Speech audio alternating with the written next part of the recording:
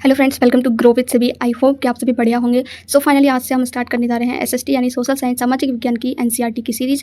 सो इस सीरीज़ में हम क्या करने वाले हैं, इस सीरीज़ में हम 6 to 8 की कंप्लीट एनसीईआरटी कवर करेंगे, जिसमें हिस्ट्री यानी कि आपकी इतिहास, पॉलिटी राजनीतिक शास्त्र, तीसरा जो है आपका इकोनॉमिक्स यानी अर्थशास्त्र, और ज्योग्राफी यानी कि भूगोल। ये सारी बुक्स हम जो है कवर करेंगे एनसीईआरटी की। ठीक है, सो आज से हम स्टार्ट करें हिस्ट्री से। हिस्ट्री का चैप्टर नंबर 1 स्टार्ट करेंगे आज की क्लास में। ठीक है, सो ये जो रहेगा कंटेंट वो हिंदी में रहने वाला है। जैसे कि आप देख सकते हो, सामाजिक विज्ञान हिंदी की बुक्स ही है मेरे पास। ठीक है, तो उसी में से हम जो है दोनों जो है मिल करके मैं और जो भी लोग इस वीडियोस को देख रहे हैं जो समझेंगे वो सभी जो है हम आपस में मिल करके पढ़ेंगे। ठीक है, और वीडियो अच्छी लगे तो प्लीज़ वीडियो को लाइक कर देना। और अगर आप किसी भी एग्जाम की प्रिपरेशन कर रहे हैं, कोई सा भी टीचिंग एग्जाम हो या कोई भी एग्जाम हो जहाँ पर आपकी सोशल साइंस पूछी जाती है 6 to 8 की एनसीईआरटी, वहाँ पर बिल्कुल मस्ट हो जाती है करना। ठीक है, देखिए आप कोई भी एग्जाम ले लीजिए, जैसे बिहार यानी कि बीपीएससी की जो वैकेंसी निकली है, ठीक है, या फिर इवन जो यूपीएससी स्टूडेंट होते हैं वो सबसे पहले 6 to 8 की जो बुक्स होती हैं उनको ही पढ़ते हैं, क्योंकि ये हमारा बेस होता है। ठीक है, जैसे कि हमारा मैथ्स में बेस होता है। ठीक है, अगर आपको एडिशन नहीं पता होगा, जोड़ते कैसे घटाते कैसे, तो आप आगे की चीज़ें कैसे समझेंगे, वैसे यहाँ पर होता है। ठीक है, तो यहाँ पर देखिए सबसे बड़ा जो क्वेश्चन रहता है वो सीटेट स्टूडेंट का रहता है कि हम जो है एसएसटी में अच्छा स्कोर कैसे करें, सीटेट पेपर 2 एसएसटी में। ठीक है, तो वहाँ पर मैं उनको ये कहूँगी कि अगर आप 6 to 8 की कंप्लीट एनसीईआरटी अच्छे से कर लेते हैं तो आपका एक भी क्वेश्चन वहाँ से बाहर नहीं जाता है। ठीक है, अब आप ये माइंड सेट मत लेकर के चलना कि मुझे सिर्फ सीटेट के लिए पढ़ना है। आप आगे कोई भी एग्जाम दोगे, ये नोट्स जो आप इस बुक से बनाओगे वो हमेशा आपको हेल्प करेंगे जब भी आप कोई भी एग्जाम दोगे, क्योंकि सामाजिक विज्ञान एसएसटी आपकी हर एग्जाम में पूछी जाती है। ये आप सभी को पता होगा, ऐसा कोई पेपर नहीं है जिसमें आपकी जीए यानी कि जनरल अवेयरनेस ना पूछी जाती हो। ठीक है, सो स्टार्ट करते हैं बिल्कुल बेसिक से। और बुक्स को पढ़ने का सबसे बड़ा बेनिफिट मैं आपको बता देती हूँ। ये इस बुक में जो चीज़ें लिखी होती हैं वो काफ़ी बेसिक होती हैं। वो चीज़ें होती हैं इसमें जो हमें एक टीचर भी नहीं बताते हैं। ठीक है, तो हम इन बुक्स के थ्रू जो है उन सारी चीज़ों को जान सकते हैं। ठीक, सो यहाँ पर देखिए ये आपका टोटल 12 चैप्टर हुए हैं इसमें, इस बुक की एनसीईआरटी में। क्लास 6 की एनसीईआरटी से स्टार्ट करेंगे हम। तो आज हम फर्स्ट चैप्टर पढ़ेंगे अपना क्या, कब, कहाँ और कैसे, और इसी तरीके से सीक्वेंस में हम टोटल 12 चैप्टर कवर करेंगे। सबसे पहले एक बात मैं यहाँ क्लियर कर देती हूँ, ये सीरीज़ मैं स्टार्ट तो कर रही हूँ, ठीक है, लेकिन ये डिपेंड करता है आपके सपोर्ट पर। अगर आप लोग इस सीरीज़ को सपोर्ट करोगे तो ये सीरीज़ कंटिन्यू रहेगी, अदरवाइज फिर देखा जाएगा कि क्या करना है। ठीक है, सो ये सीरीज़ को अपने फ्रेंड्स के साथ शेयर जरूर कर देना। चैनल पर नए हो तो चैनल को सब्सक्राइब जरूर कर लेना। ठीक है, सो स्टार्ट करते हैं अपने चैप्टर नंबर 1 से, जिसका नाम है क्या, कब, कहाँ और कैसे। चैप्टर को स्टार्ट करने से पहले रिक्वेस्ट करना चाहूँगी, अपने साथ एक नोट पैड और एक पेन जरूर लेकर के बैठना, क्योंकि बुक्स को आपको बार बार नहीं पढ़ना है। ठीक है, बार बार बुक्स पढ़ना पॉसिबल नहीं हो पाता है, तो हम अगर शॉर्ट नोट्स बना करके चलेंगे इन चैप्टर्स में से तो उन नोट्स को कवर करना हमारे लिए ईजी रहता है। ठीक है, सो स्टार्ट करते हैं। हमारे चैप्टर फर्स्ट का नाम है अध्याय 1 क्या, कब, कहाँ और कैसे, यानी कि what, where, when and how. ठीक है, तो यहाँ पर एक बात बता देती हूँ, हम सब कुछ यहाँ पर नहीं पढ़ने वाले हैं। जो इंपॉर्टेंट रहेगा यानी कि जो मुझे ऐसा लगता है ये इंपॉर्टेंट है, पूरा कवर करेंगे। लेकिन जो इसमें देखो बुक्स हैं ये क्लास 6 के बच्चे के हिसाब से बनाई जाती हैं, तो उनको उस तरीके से एक्सप्लोर किया जाता है। तो हम जो है इंपॉर्टेंट जो चीज़ें हैं वही हम यहाँ पर देखने वाले हैं। ठीक, सो स्टार्ट करते हैं। तो देखिए जब भी आप कोई एक टॉपिक के बारे में, किसी भी टॉपिक के बारे में कुछ जानना चाहते हो आप, ठीक है, तो अगर आप उसके बारे में कुछ जानना चाहते हो, अगर आप इन 4 क्वेश्चंस को उसके अंदर इंक्लूड कर देते हो, इन 4 क्वेश्चंस से वो टॉपिक के बारे में आप इजीली जान पाओगे। जैसे मैं अगर आपसे कहूँ कि हमारा देश कब आज़ाद हुआ था, तो वो हुआ था 15 अगस्त 1947 को। ठीक है, तो ये इसमें देखिए आप सबको जान सकते हो कि क्या हुआ था 15 अगस्त को, हमारा देश आज़ाद हुआ था। कब हुआ था हमारा देश आज़ाद, तो 15 अगस्त 1947 को हुआ था। कहाँ हुआ था और हमारा देश कैसे आज़ाद हुआ था, तो इसके थ्रू आप जो है अपने हिस्ट्री आसानी से, इतिहास में क्या क्या हुआ था वो जान सकते हैं। स्टार्ट करते हैं। ये जो है इनका नाम है रशीदा। ठीक है, ये क्या कर रही थी, अखबार पढ़ रही थी। अखबार पढ़ते समय इनकी जो नज़र है, जो निगाह है, वो सुर्खी पर जाती है। सुर्खी क्या होता है बता देती हूँ मैं। सुर्खी ये जो न्यूज़पेपर होते थे पहले, उनमें जो है रेड इंक से यानी कि रेड कलर का जो स्याही होता था उससे लिखा जाता था। एक सुर्खी का मतलब हेडिंग होता है, एक टॉपिक का नाम होता है, शीर्षक होता है। जैसे यहाँ रशीदा का सवाल लिखा हुआ है, उसी तरीके से अखबार में लिखा हुआ था 100 साल पहले, ऐसे रेड कलर से लिखा हुआ था 100 साल पहले। और फिर उसमें जो है उसके नीचे कुछ आर्टिकल लिखा होगा ना, तो जैसे ही रशीदा ने ये चीज़ पढ़ी तो वो सोचने लगी कि ये कोई कैसे जान सकता है कि 100 साल पहले क्या हुआ था, है ना। तो जब भी हमें देखिए 1 साल पहले क्या हुआ था, 2 साल पहले क्या हुआ था, 3 साल पहले क्या हुआ था, 20 साल पहले क्या हुआ था, 50 साल पहले क्या हुआ था, जब भी हमें ये चीज़ें जाननी है तो इसके लिए हम क्या करते हैं, इतिहास, ये सारी चीज़ें हिस्ट्री कहलाती हैं। जैसे कल का दिन हमारे लिए अब एक हिस्ट्री ही बन जाएगा, इतिहास ही बन जाएगा, क्योंकि अब हम फ्यूचर में आगे ही बढ़ते जाएंगे। ठीक है, तो एक एक दिन जैसे कम होता जाता है हमारा हिस्ट्री में काउंट होता जाता है। ठीक है, तो इतिहास के बारे में ही कैसे जानते हैं हम, कैसे पता लगा सकते हैं इतिहास के बारे में कि पहले क्या हुआ था। ठीक है, तो वो सारी चीज़ें इसमें हैं। ठीक है, ज़्यादा कुछ नहीं है, जो इंपॉर्टेंट है वो आपको बता देती हूँ। सबसे पहले यहाँ पर देखिए कैसे पता लगा सकते हैं हम इतिहास के बारे में, कैसे जान सकते हैं, है ना। तो देखिए आप जो है रेडियो के थ्रू जान सकते हो, आप टीवी के थ्रू जान सकते हो, टीवी न्यूज़पेपर के थ्रू जान सकते हो, या फिर किसी ऐसे व्यक्ति के थ्रू जान सकते हो जो उस टाइम पर प्रेजेंट था। जैसे आपके दादा दादी वगैरह जो, अगर आप इस टाइम पर होंगे, आप पिछले जो साल हैं उनके बारे में कुछ जानना चाहते हैं, जैसे आप यही जानना चाहते हैं कि हमारे देश में आज़ादी से पहले क्या होता था, किस तरीके की चीज़ें चलती थी, तो आप ये चीज़ें उनसे जान सकते हो, ठीक है। तो ये सोर्स आप इस तरीके से इतिहास के बारे में पता कर सकते हो। नेक्स्ट जो हेडिंग है उसका नाम है अतीत के बारे में हम क्या जान सकते हैं। तो ये इसमें बस इतना लिखा है कि अतीत के बारे में बहुत सारी चीज़ें जान सकते हैं। जैसे आज हम किस तरीके का खाते हैं, पहले लोग कैसे खाते थे, क्या आज के जैसे ही खाते थे? नहीं, ठीक है। पहले खाना पीना सब कुछ अलग होता था, अलग तरीके से लोग खाते थे, गाने भी पहले अलग तरीके होते थे, ठीक है। और रहते भी लोग अलग तरीके से थे, कृषि यानी कि खेती भी लोग अलग तरीके से करते थे, पशुओं को अलग तरीके से पालते थे, अलग अलग तरह पहले जो लोग रहते थे वो कैसे घर में रहते थे। तो इन चीज़ों के बारे में हम जान सकते हैं, क्या लोग खाते थे, क्या रहते थे, क्या सुनते थे, क्या खेलते थे, ठीक है। नेक्स्ट हमारी जो हेडिंग है वो है लोग कहाँ रहते थे। तो इस चीज़ की जानकारी के लिए आपको मैप यानी कि एटलस की नॉलेज होना चाहिए। सबसे पहली बात मैं आपको बता देती हूँ, इंडिया का मैप जो है आपको बहुत अच्छे से आना चाहिए। नहीं आता है, इस बुक में भी आपको दे रखा है, नहीं तो आप गूगल पर सर्च करिए इंडिया का मैप, या बाजार से लेकर के आइए, आपको एक एक स्टेट पता होना चाहिए आपके इंडिया यानी भारत के नक्शे में कौन सा राज्य कहाँ पर है, ठीक है। तो इसके थ्रू देखिए हम जो है हर जगह जाकर तो नहीं देख सकते हैं कि नर्मदा नदी कहाँ पर हम 2 मिनट में पहुँच जाएँ, है ना, कि बिहार कहाँ पर है हम बिहार 2 मिनट में पहुँच जाएँ। तो हम ये चीज़ें मैप यानी नक्शे के थ्रू देखते हैं कि हाँ अच्छा बिहार यहाँ पर है, अच्छा दिल्ली यहाँ पर है, अच्छा लद्दाख यहाँ पर, अच्छा जम्मू कश्मीर यहाँ पर है ना। तो इस तरीके से हम मैप के थ्रू वहाँ पर देख सकते हैं। सो अभी यहाँ पर देखिए आपको शॉर्ट नोट में क्या लिखना है बता देती हूँ। नर्मदा नदी, तो नर्मदा नदी आप हेडिंग डाल सकते हैं। तो यहाँ पर क्या हुआ था, कई लाख वर्ष से पहले यहाँ पर जो है लोग रह रहे हैं, और यहाँ रहने वाले कुछ लोग आर्मिक लोग क्या थे, कुशल संग्राहक थे जो क्या करते थे, आसपास के जो जंगल थे उसकी विशाल संपदा से परिचित, यानी कि जो आसपास के जंगल थे उनसे बहुत भली भांति परिचित थे, उनके बारे में बहुत अच्छे से जानते थे। वे भोजन के लिए क्या करते थे, जड़ फल और जंगल के उत्पादों का ही यूज़ करते थे, और वे जानवरों का शिकार भी करते थे। आर्किड का मतलब क्या होता है, शिकार करना। तो देखिए हमारे पास ये मैप भी दे रखा है, ठीक है। तो नर्मदा नदी की अभी हमारे पास बात हुई थी, तो नर्मदा नदी कहाँ पर है आप मैप में देख सकते हो, इसीलिए बीच में है, बिल्कुल मिडिल में है, ठीक है। अब डायरेक्शन दिशा कैसे देखते हैं वो मैं आपको बता देती हूँ एक बार। इस तरीके का आपको प्लस का निशान बनाना है, ठीक है। इस प्लस का साइन बना करके इस साइड आपको लिखना है ईस्ट यानी कि पूर्व होता है हमारा, पूर्व के सामने आपका पश्चिम होता है वेस्ट, ऊपर आपका नॉर्थ यानी उत्तर, उत्तर के जस्ट सामने आपका दक्षिण होता है साउथ, इन दोनों के बीच में आपका नॉर्थ ईस्ट के बीच में नॉर्थ ईस्ट, साउथ ईस्ट के बीच में आपका साउथ ईस्ट होता है, ये आपका साउथ वेस्ट के बीच में साउथ वेस्ट होता है, ये नॉर्थ वेस्ट के बीच में नॉर्थ वेस्ट होता है। तो इस तरीके से आप मैप के बीच में बिल्कुल बीच में इसको ड्रॉ करके पता कर सकते हैं कि कौन सी नदी जो है किस दिशा में है, ठीक है। तो सिंधु नदी हमारी कहाँ पर है, उत्तर पश्चिम में है। कीर्तन नदी, सुलेमान नदी, ये भी आपकी उत्तर पश्चिम में है, ठीक है। तो इस तरीके से देखिए गारो पहाड़ियाँ जो है आपकी नॉर्थ ईस्ट की यानी उत्तर पूर्व की साइड है, ठीक है। और ये आपका जो है इस तरीके से मैप के बारे में आप जान सकते हैं। तो अभी यहाँ पर इनके बारे में जो बात हुई है उनको हम देख लेते हैं। नेक्स्ट हेडिंग आप डालना उत्तर पश्चिम की सुलेमान और कीर्तन पहाड़ियाँ, तो ये कहाँ पर है, उत्तर पश्चिम में, अभी मैंने आपको बताया ये रही, ठीक है। तो ये ऐसे स्थान है जहाँ लगभग 8000 वर्ष पहले स्त्री और पुरुषों ने सबसे पहले गेहूँ और जौ जैसी फसलों को उपजाना आरंभ किया। बहुत इंपॉर्टेंट है, ठीक है। उन्होंने भेड़, बकरी और गाय, बैल जैसे पशुओं को पालतू पशु बनाना शुरू किया। ये लोग कहाँ रहते थे, गांव में रहते थे। अब नेक्स्ट हमारी हेडिंग है उत्तर पूर्व में गारो और मध्य भारत में विंध्य पहाड़ियाँ, ठीक है। यहाँ पर क्या है, ये कुछ ऐसे अन्य क्षेत्र हैं जहाँ कृषि का विकास हुआ था, ठीक। जहाँ सबसे पहले चावल उपजाया गया, वे स्थल कहाँ पर हैं, विंध्य के उत्तर में जो है सबसे पहले चावल उपजाया गया, ठीक है। नेक्स्ट अब हम बात करते हैं मानचित्र पर सिंधु और इसकी सहायक नदियों का पता लगाओ। तो यहाँ पर देखिए हम इसमें यहाँ पर सिंधु नदी भी देख सकते हैं। देखिए हमारी सिंधु नदी कहाँ पर है, ठीक है। तो ये हमारी यहाँ पर सिंधु नदी है, ठीक है। सो नेक्स्ट अब यहाँ पर देखिए सहायक नदियाँ क्या होती हैं वो समझते हैं।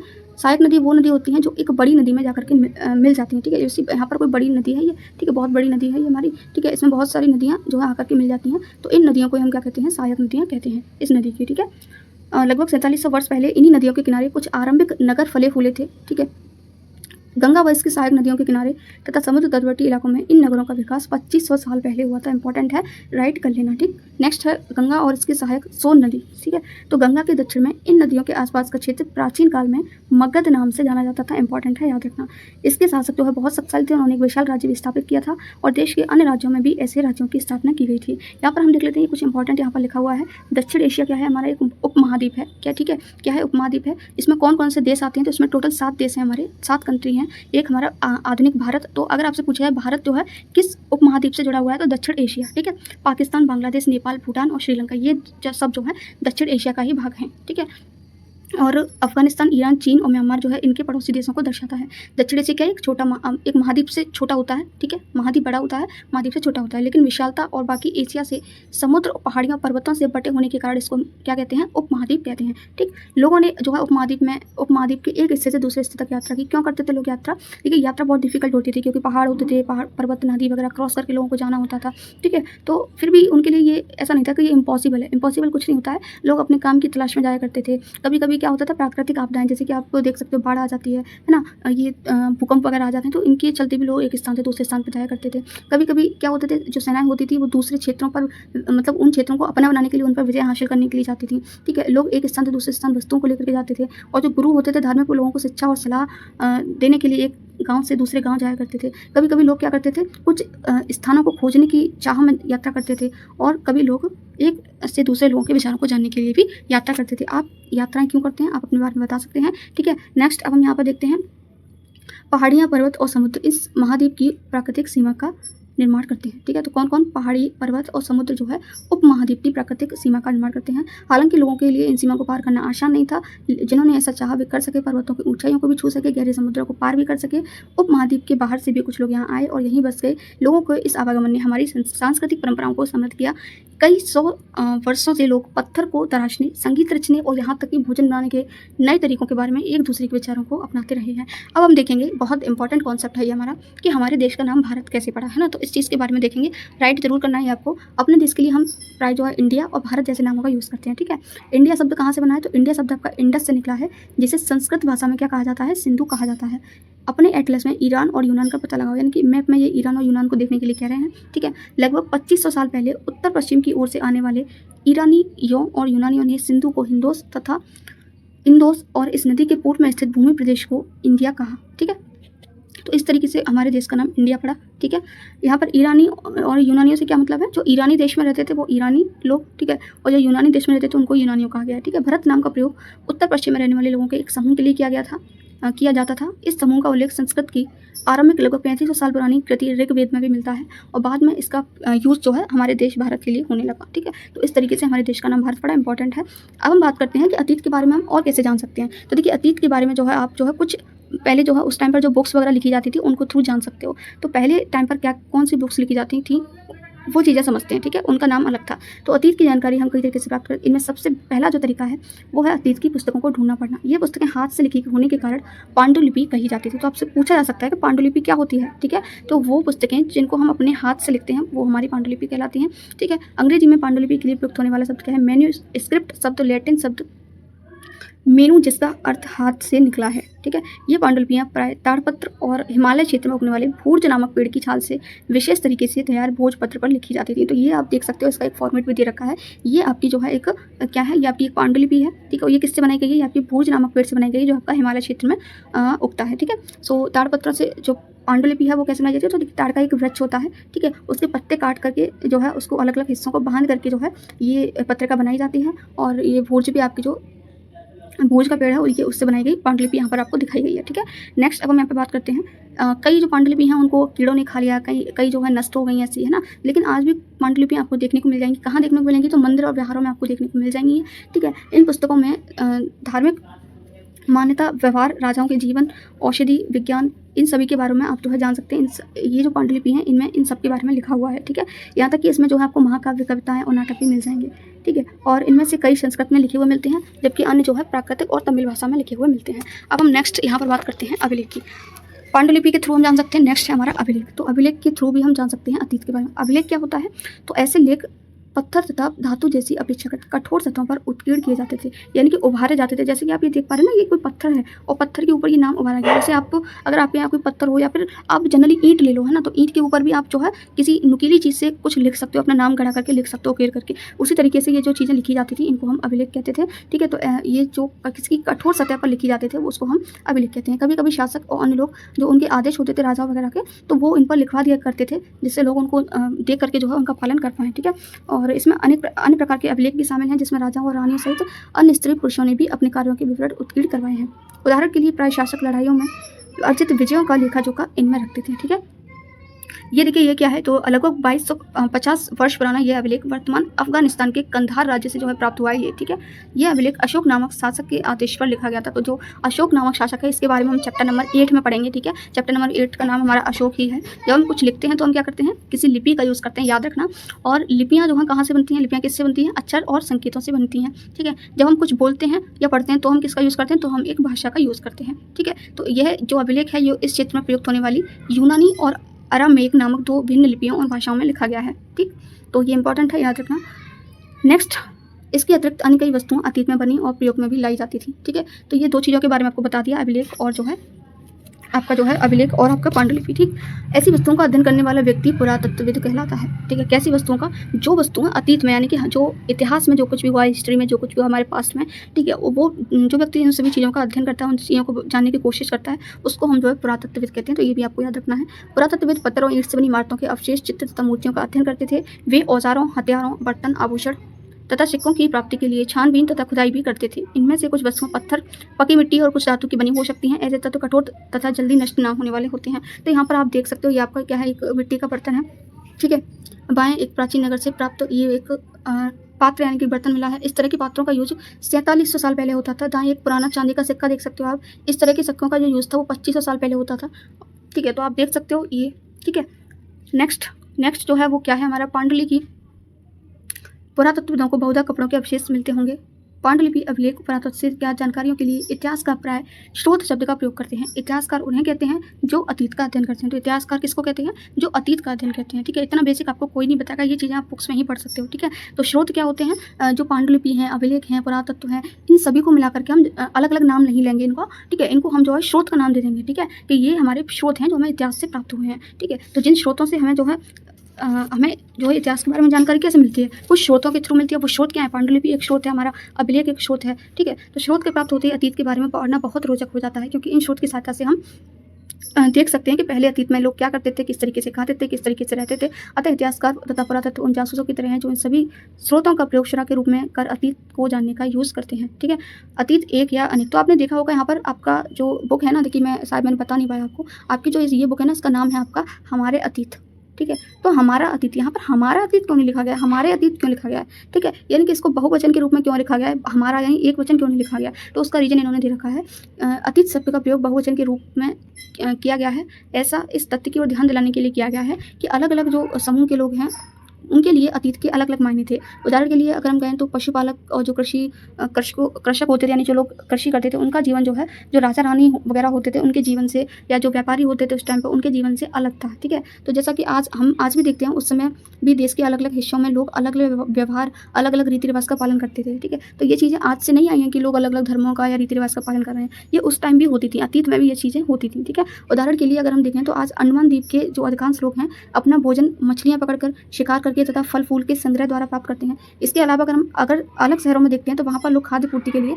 दूसरे लोगों पर निर्भर रहते हैं। इस तरह की भेद अतीत में भी विद्यमान थे, ठीक है। तो ये सारी चीज़ें हमारी अतीत में भी होती थी। इसके अतिरिक्त जो है उस समय शासक अपनी विजयों का लेखा जोखा रखते थे। यही कारण है कि हम उन शासकों तथा उनके द्वारा लड़ी जाने वाली लड़ाइयों के बारे में काफ़ी कुछ जानते हैं। तो देखिए, इसके बाद ये जैसे जैसे हम इतिहास की बुक में आगे बढ़ेंगे, हम देखेंगे कि किन किन राजाओं ने पहले लड़ाई की, कौन कौन से क्षेत्र पर विजय प्राप्त की। तो हमने ये चीज़ें कैसे जान पाए? हम ना ये स्रोतों के थ्रू ही जान पाए। लोगों को कुछ स्रोत मिले, पांडुलिपि मिली, उनमें लिखा था कुछ, कभी कुछ मिल गया, कभी कुछ मिल गया, ठीक है। तो ये लेखा जोखा पहले के लोग रखते थे, उसी के थ्रू हम जान पाए कि पहले लोग जो है किस तरीके से क्या करते थे, ठीक है। तिथियों का मतलब, ये इंपॉर्टेंट यहाँ पर चीज़ आ गई है, इसको आपको समझना है, ठीक है।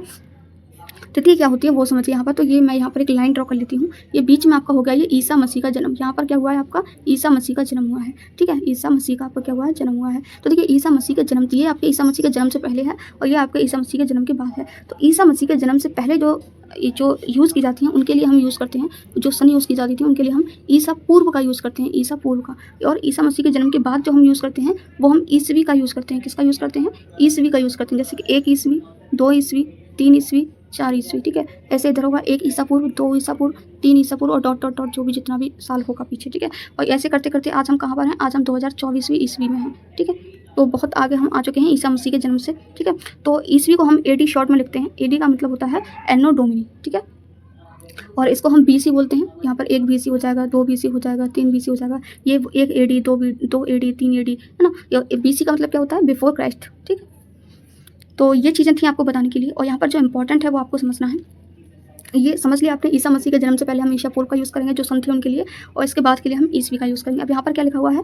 अगर तुमसे कोई पूछता है, तुम शायद उस दिन की तारीख माह वर्ष जैसे कि 2000 या इसी तरह का कोई और वर्ष बताओगी अगर तुमसे कोई तिथि के बारे में पूछता है, ठीक है। तो यह गणना ईसाई धर्म प्रवर्तक ईसा मसीह के जन्म की तिथि से की जाती है। तो अभी भी मैंने आपको ये चीज़ बता दी है, ठीक है। अच्छा, 2000 वर्ष कहने का तात्पर्य है कि ईसा मसीह के जन्म के 2000 वर्ष के बाद, ठीक है। अगर आपसे कोई कह रहा है, जैसे मैं यहाँ पर हमने 2024 में रह रहे हैं अभी, ठीक है, मान लीजिए हम अभी 2000 वर्ष में हैं, तो ये ईसा मसीह के जन्म के 2000 वर्ष बाद की बात हो रही है, ठीक है। ये बात याद रखना। ईसा मसीह के जन्म से पहले की तिथियाँ जो है हम ईसा से पहले की ईसा पूर्व के रूप में जानी जाती हैं। इस पुस्तक में हम 2000 को जो है अपना आरंभिक बिंदु मानते हुए वर्तमान से पूर्व की तिथियों का उल्लेख करेंगे। तो इस बुक में जो आधार माना गया है, जो बेस माना गया है, वो किस ईयर को माना गया है? सन 2000 को माना गया है। तो जो भी हम जब भी इस बुक में सन की बात की जाएगी, कोई सी भी सन की बात की जाए कि 700 ईसा पूर्व, 800 ईसा पूर्व, इतनी हज़ार साल पहले, तो हम जो है उसमें 2000 को अपना बेस मान करके चलेंगे, ठीक है। अब नीचे क्या लिखा है?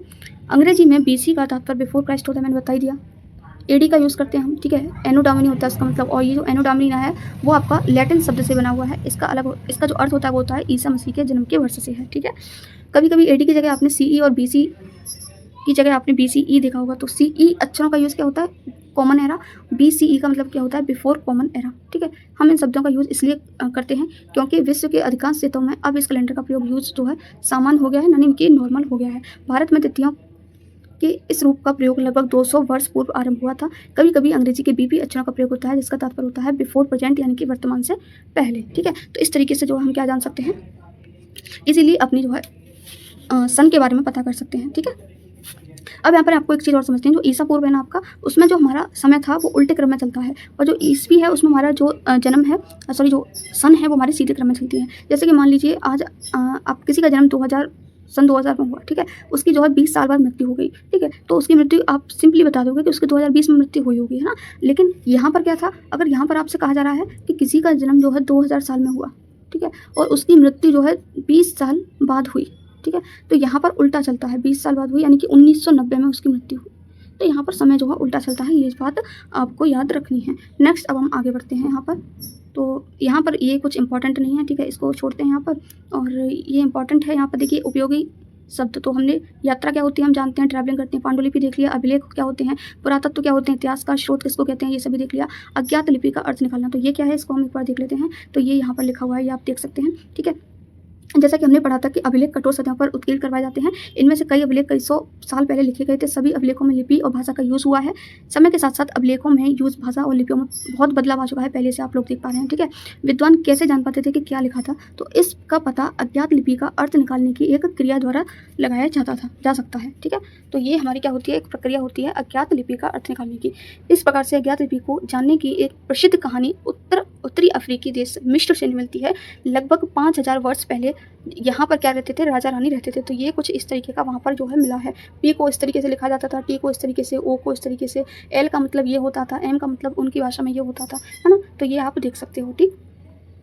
बाकी ये क्या है, थोड़ा सा इसके बारे में देख लेते हैं। मिस्र के एक उत्तरी तट पर रोसेट्टा नाम का एक कस्बा था। यहाँ से एक उत्कीर्ण पत्थर मिला है जिस पर एक ही लेख 3 अलग अलग भाषाओं और लिपियों, यूनानी मिस्री लिपि के 2 प्रकारों में है। कुछ विद्वान यूनानी भाषा पढ़ सकते थे। उन्होंने बताया कि राजाओं तथा रानियों के नाम एक छोटे से फ्रेम में दिखाए गए हैं। इसे कारतूस कहा जाता है। तो ये इंपॉर्टेंट हो सकता है, आप लिख सकते हैं इसको। इसके बाद विद्वानों ने यूनानी तथा मिस्री संकेतों को अलग अलग करते हुए मिस्री अक्षरों की समानार्थक ध्वनियों की पहचान की। जैसा कि तुम देख सकते हो, यहाँ L अक्षर के लिए शेर, A अक्षर के लिए चिड़िया के चित्र बने हुए हैं। एक बार जब उन्होंने यह जान लिया कि विभिन्न अक्षर किसके लिए प्रयुक्त हुए हैं, तो वे आसानी से अन्य अभिलेखों को भी पढ़ सकते हैं, ठीक है। तो ये एक तरीका है, अभिलेख इस तरीके से लिखा हुआ था, ठीक। तो ये हमारा चैप्टर हुआ खत्म, ठीक है। चैप्टर फिनिश हो चुका है। ये कुछ इंपॉर्टेंट डेट्स हैं जो आपको लिख लेनी है। कृषि का आरंभ कब हुआ था? 8000 साल पहले हुआ था। सिंधु सभ्यता के प्रथम नगर का फले फूल है 4700 साल पहले, ठीक है। गंगा घाटी के नगर मगध का बड़ा राज्य कब था? 2500 साल पहले। वर्तमान यहाँ पर किसको माना गया है? लगभग 2000 साल पहले। तो ये हमारा चैप्टर हुआ कंप्लीट। आई होप कि आपको इंटरेस्ट आया होगा। फिर हम पढ़ेंगे next chapter, chapter number 2। Thank you so much for watching this video.